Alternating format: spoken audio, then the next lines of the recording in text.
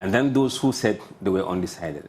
This number has been moving up and down from when Alan withdrew from the race, and then that number has been going up and up slightly. Now, what we have realized is that those who are not disclosing, even though they've made up their mind, they are mostly anti-establishment candidates. Okay. Oh. Okay.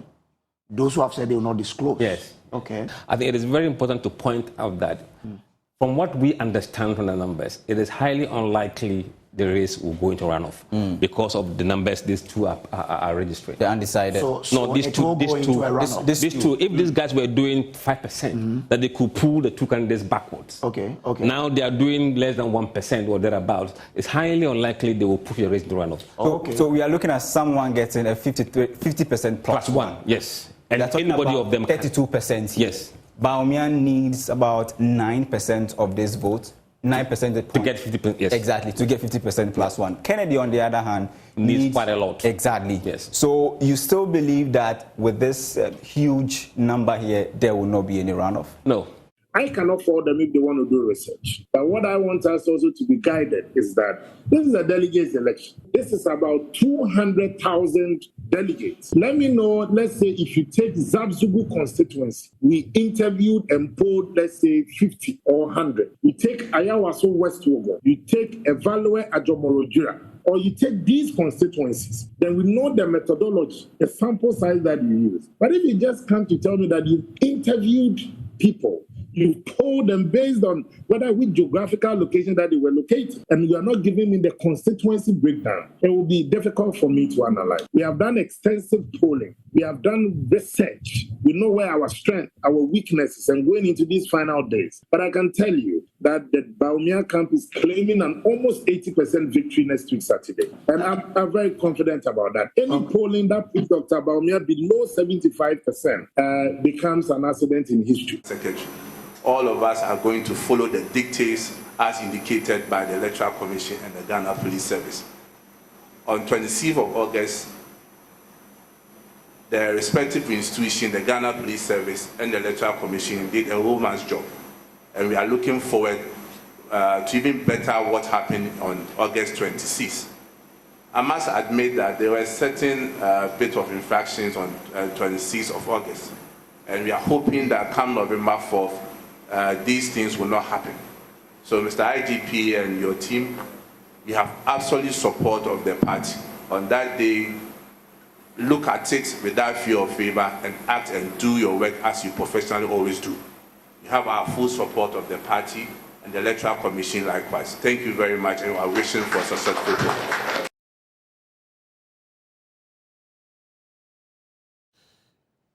Right. So, how is it going to go? Before I was going to go to the professor, and who likes to, use the Afrobarometer most of the times, and who is not excited about what is happening in his mother's party, Dr. John Osai Kwapong, Democracy and Development Fellow, CDD Ghana. But I think he may himself want to hear from Nana Kumia before he speaks.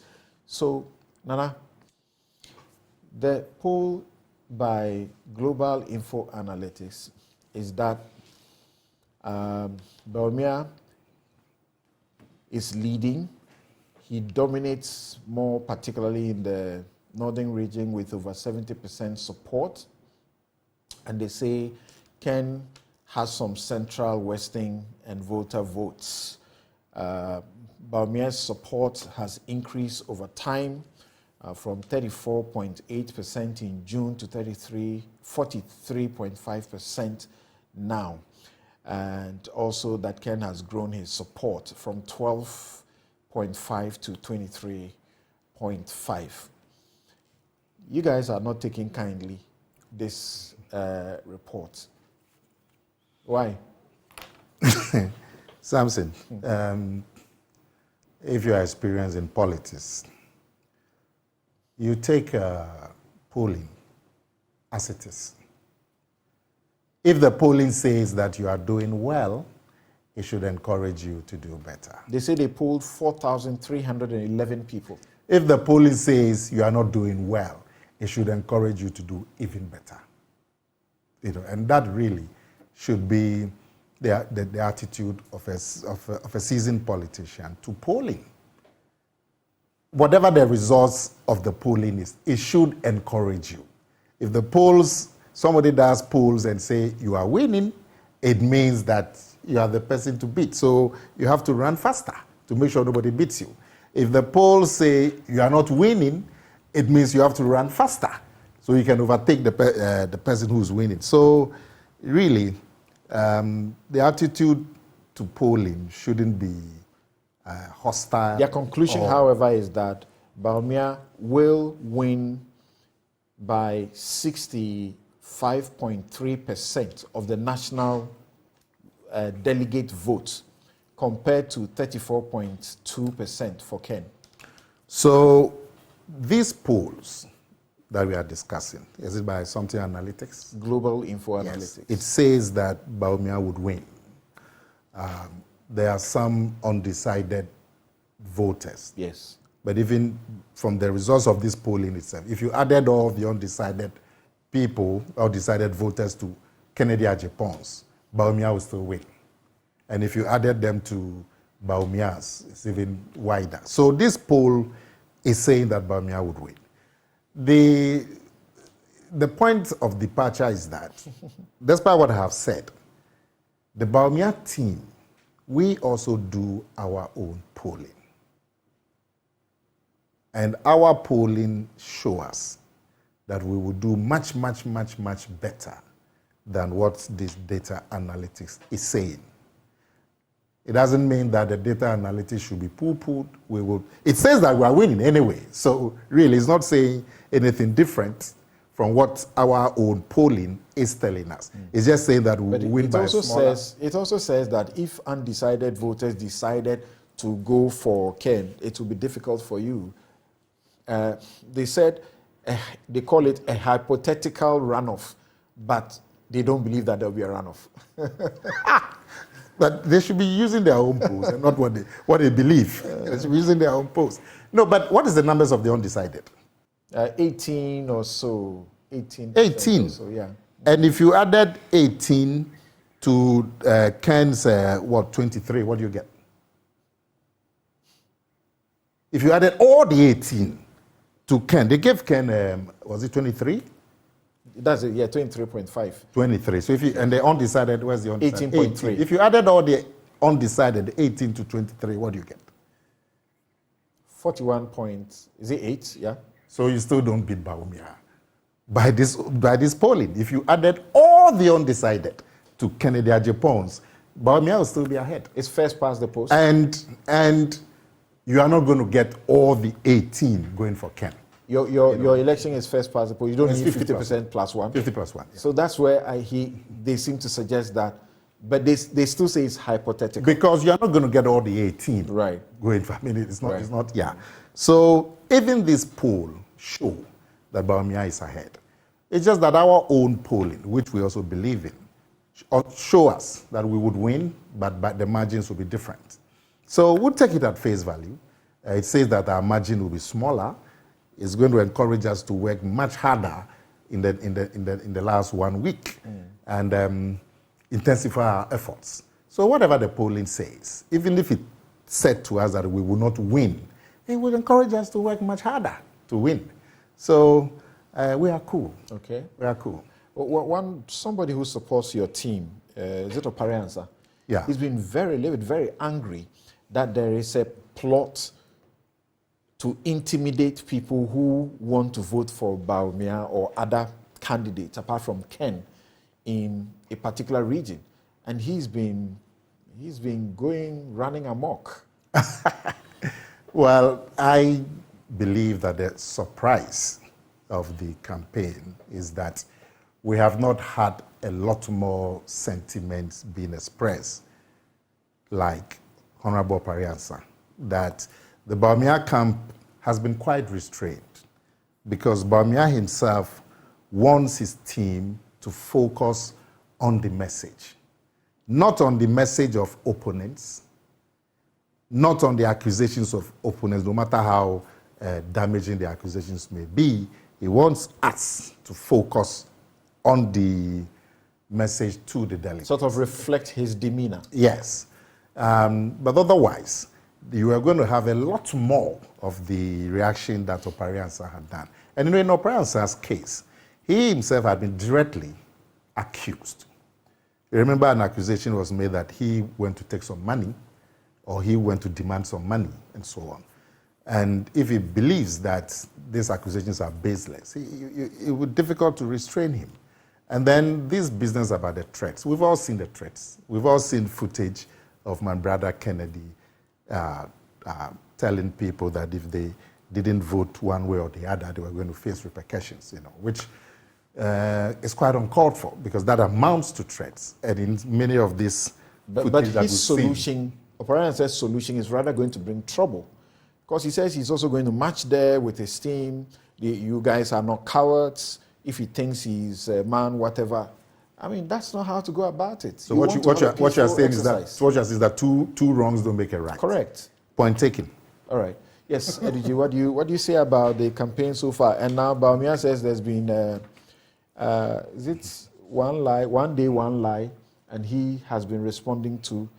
And people are saying, well, it looks like he's beginning to feel that he cannot take the campaign, lightly. I mean, it's quite ironical that Dr. Mahmoud Bawumia has an issue with lies in politics. Quite ironical. But you see, for me, what is significant in all of this conversation is that the whole Bawumia candidature, of which Nana Komia had been pulled from retirement to, as it were, project, is one that basically, for a third term for Mr. Akufo-Addo, invariably. The Bawumia candidature, as far as Ghana politics is concerned, again, I believe, is just an experiment by Mr. Akufo-Addo, possibly to test the sanity of Ghanaians. And where I think we should be looking at that even if you look at the polling numbers of the 400, what it means is that a typical NPP person, right, 18% of them cannot confidently say they prefer Bawumia, even to lead the NPP. 18% out of that 4,000. And for me, that's significant. Now, if even within the creme de la creme of NPP, if you add Ken, Adanimo, the agric minister, Owusu, if you put all of them together, almost about 60-something% out of the 100, that's 43, are for Bawumia. So we are talking about more than 50% of the NPP members saying that they don't like him. And that, for me, is a vote of no confidence. It's a vote of no confidence. Because but the party says that this is the candidate that you guys fear the most in the NDC. Because it does look like if he's presented, then it's not going to be good for you in the elections. First of all, Bawumia, like we say, is a fruit of the poisonous tree that has befallen Ghanaians today as we speak. So what is it about Bawumia that we should be scared of? I personally, if you ask me of a personal opinion, I fear the kind of politics because it's unconventional. You cannot tell what you do next. And so from a political strategic point of view, I fear his candidature. As for Bawumia, that's a damaged good. Look, if I go to, for instance, a typical Muslim community, and he says he represents them, I'll say, before he became vice president, he said, look, he needed to be there to represent the interests of Muslims. Correct. Today, as we speak, a Muslim who is desirous of performing one of the 5 pillars of Islam need to cough about 75,000 Ghana cedis. It was 11,000 when he became vice. And the reason is because of the depreciation of the city, directly linked to his work as the chairman of the economic management team. So how in God's name is this candidature a threat to us? But you see, as politicians, we are not complacent. We do not want to underestimate any of the candidates, even though we believe that broadly, the NPP administration, quite unfortunately, has been abysmal. They have not demonstrated the capacity to develop this country. And you see, when we say this, the evidence is driven by data. We are talking about an administration that took over at a time when we have a debt to GDP ratio of 56%. Today, the report shows that by close of this year, we'll be doing 98%. How did we get here? I'm sure the middle class today watching us are asking, never was there that contemplation that we'll be doing a domestic debt exchange program, which had basically wiped out middle class income. Does that, granted, assuming that what you're saying is what it is, that's how people are thinking about the elections, does that translate to automatic consideration of the NDC as an alternative? I mean, you see, for me, it is not an issue of automatic whatever. We are not sitting at home saying because NPP had failed, we want to win on our own strength. Okay. And that is why we have put in place the structures required to, as it were, prosecute a formidable focused campaign as far as the 2024 election is concerned. We are not going to say, okay, because NPP had been so abysmal, we are going to sit home. No. All right. We are putting everything in place to do what is needed. All right, let's go. But, just 30 seconds. I need to make this point absolutely clear that Akufo-Addo's experiment, the candidature of Dr. Bawumia, is a simple third term misadventure by Mr. Akufo-Addo. Thank you, but the president has said that he does not have any. He had put in place enough government infrastructure. That's the president. The president has the Bawumia candidature. Please allow me to also say that the president, because I need to put the facts out, the president has said that he does not support any of the candidates. Thank you. Now, Doc, thank you very much for making time to join us this morning. What do you make of the Global Info Analytics 4,311 people that they polled on what should happen by this time next week? Yeah, thank you, Samson. Good morning, and good morning to the other guests on the show. So I was actually looking at how the question is framed specifically. And it says, if you were a delegate at the NPP presidential primary. So, I mean, Global Info Analytics is doing quite a good job in this area of polling. I think it's an area that is really needed, in our politics, in our elections.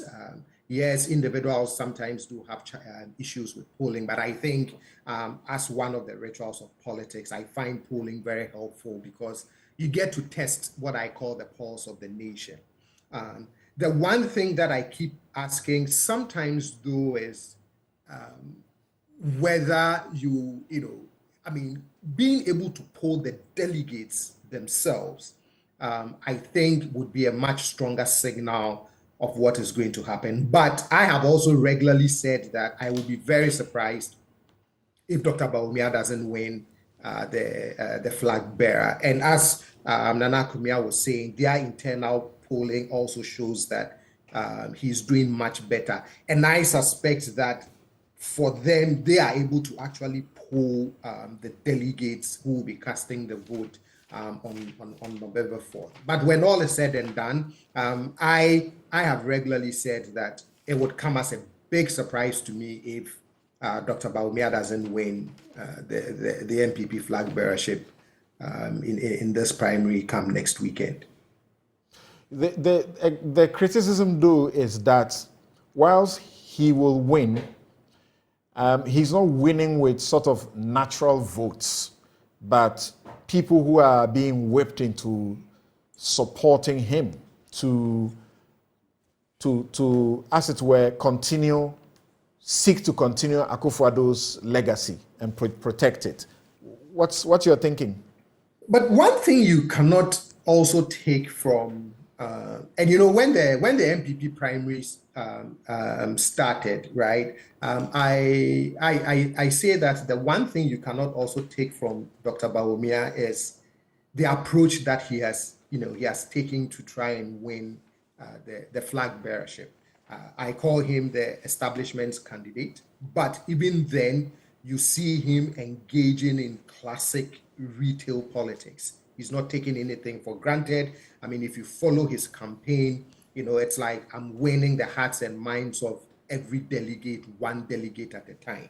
Yes, it's an internal contest. An internal contest sometimes brings out very fierce competition. I mean, if you look at the kind of campaign that the Honorable Kennedy Japong is running, it's quite a fierce challenge that he's putting up against the vice president. But even though the winds, of the primary appears to be blowing in the direction of the vice president, he's also not taking it for granted. And so, sure, not everybody in the party would, and as we've seen the primaries play out, not everybody in the party would throw their weight behind him for whatever reason. They may prefer another one of the internal candidates. But again, when all is said and done, for me, it is more the post-primary that would be the biggest challenge for the party and for Dr.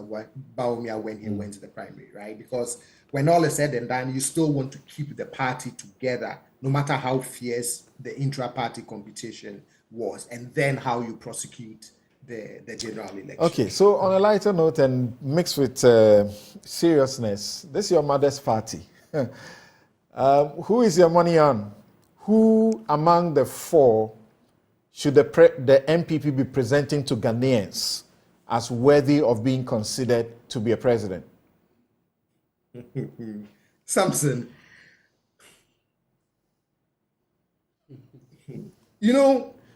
Whoever my mother's party's people choose, right? The biggest challenge that they are going to face is how they reconcile the 2016 election narrative and how things have turned out over the last 7 years. Okay. Yes, they may have explanations and reasons as to why they believe the country is in the state in which it is. But fundamentally, whoever they present has to be able to reconcile the 2016 narrative with the reality that Ghanaians have experienced. And I think that's going to be the biggest headache, for the party, regardless of who they choose. I agree with Lawyer Judy when he says that for him, the person that he quote unquote fears is Honorable Kennedy Japong, because of his unconventional approach to the way he engages in politics, right? I think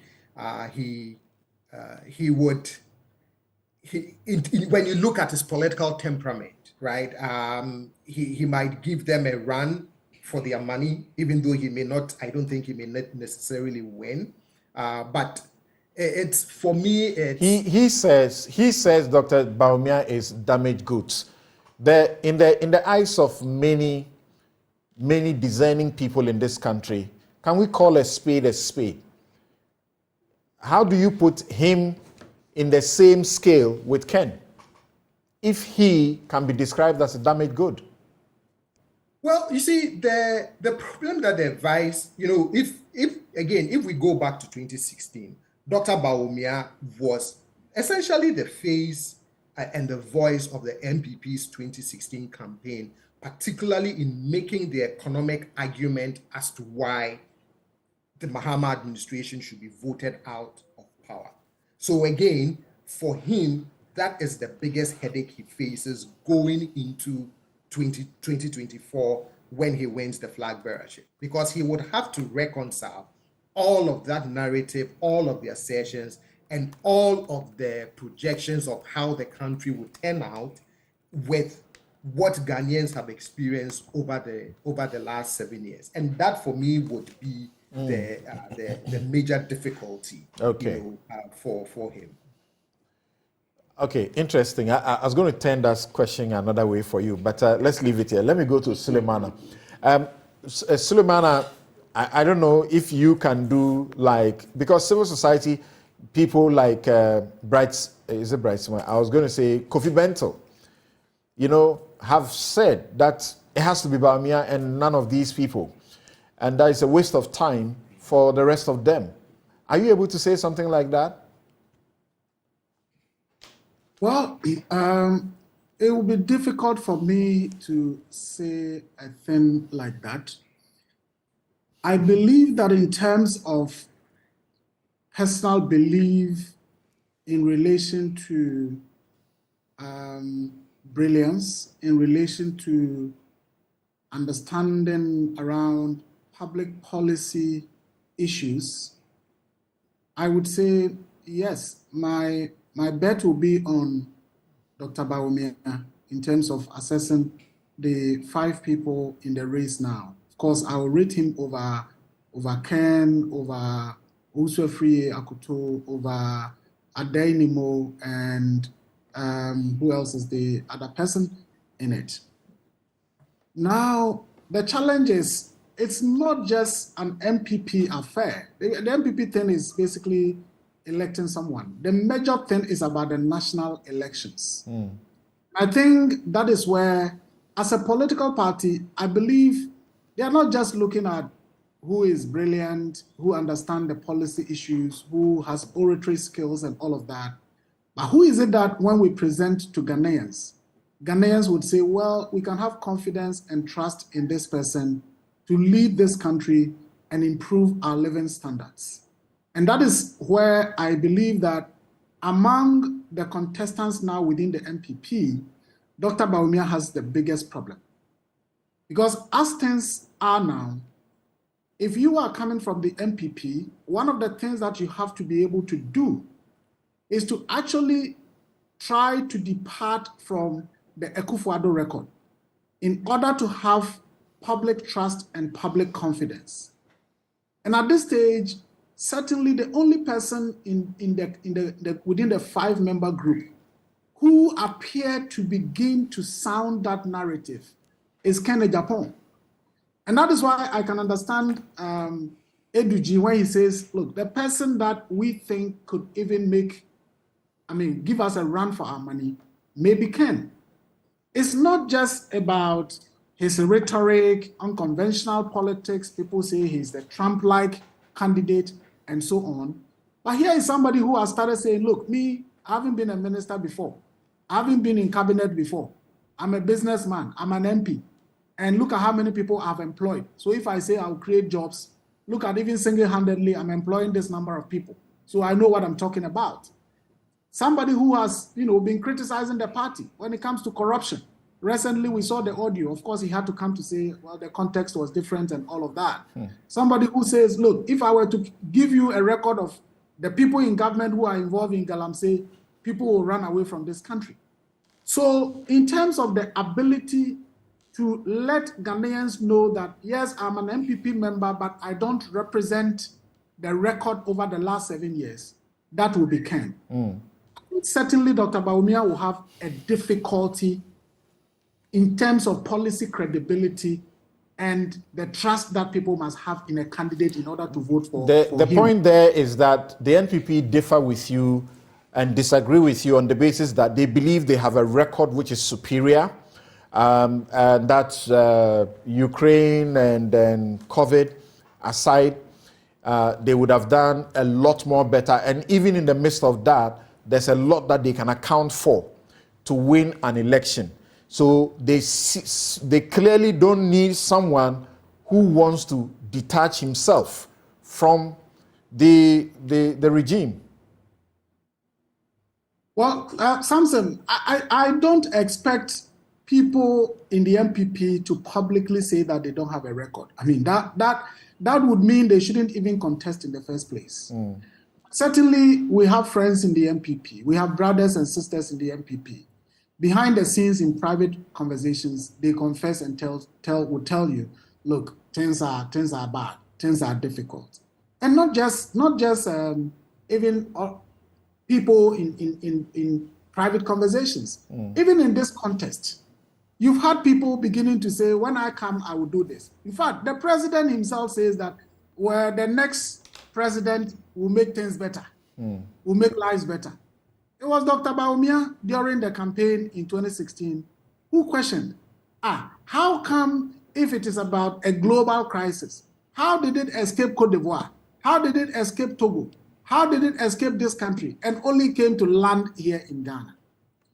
It is not for an NPP person to tell me about the exchange rate, what it was and what it is today. Something you remember, only in 2021, when we did the request for access to information with Minerals Commission, and they asked us to pay the equivalent of 1,000 cedis. You remember that in the stories that we produced, we basically said the Minerals Commission is requesting that we pay 5,800, which is the equivalent of $1,000 before they grant us the information that we had requested. Today, if it were today that we are doing that story, we will be saying that Minerals Commission is asking us to pay 12,000. And I'm talking about between 2021 and now, from 5,800 to 12,000. I don't think that it would take an MPP person to tell Ghanaians that, look, we have a record on this. And Dr. Bawumia, of course, was touted as the economic whiz kid, the person who knows about the economy and so on. So I think that he'll be a tough sell, for the MPP. He'll be a tough sell. My final question to you, and in the same frame as I asked you earlier, if Dr. Bawumia and Ken were presented to you to pick one for president of Ghana, who will you pick?